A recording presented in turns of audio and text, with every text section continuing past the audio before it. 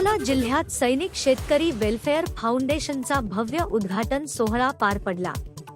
या फाउंडेशनचे मुख्य उद्दिष्ट शेतकरी, सैनिक आणि विद्यार्थ्यांना मदत करणे आहे।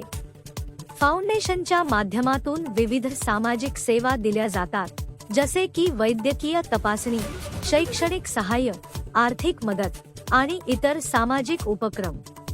या सोहळ्यात स्थानिक प्रशासन, सामाजिक कार्यकर्ते आणि नागरिकांनी उपस्थित राहून फाउंडेशनच्या कामाला पाठिंबा दर्शवला।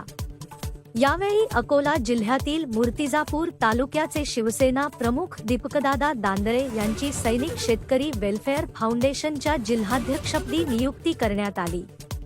त्यांच्या नेतृत्वाखाली या फाउंडेशनचे कार्य पुढे वाढेल अशी अपेक्षा व्यक्त केली जात आहे। गोरगरिबांची फार गरज आहे, कारण लोकांचं आरोग्यावरती लक्ष नाही आहे। आजकालच्या केमिकल खात्यामुळं आज अटॅकचं प्रमाण वाढलेलं आहे आणि लोकांचं ह्या धावपळीच्या जीवनामध्ये आपल्या स्वतःच्या शरीरातलं फार दुर्लक्ष आहे।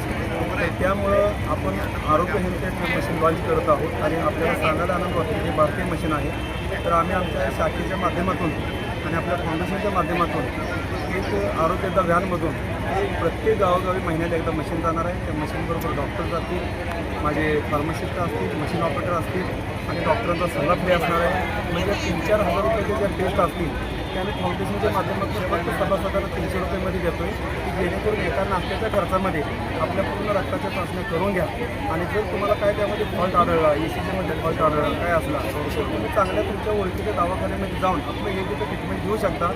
कितीतरी लोकांचे जीवदान मिळू शकतं, त्यांना आरोग्याचा सल्ला मिळू शकतो। हे आमचं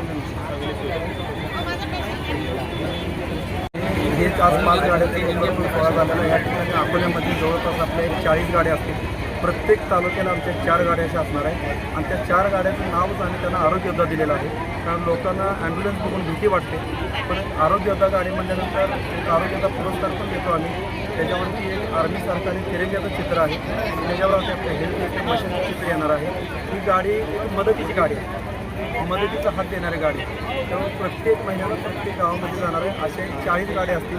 प्रत्येक तालुक्याने 4 गाड्या आम्ही लवकरात लवकर सोहळा करतो।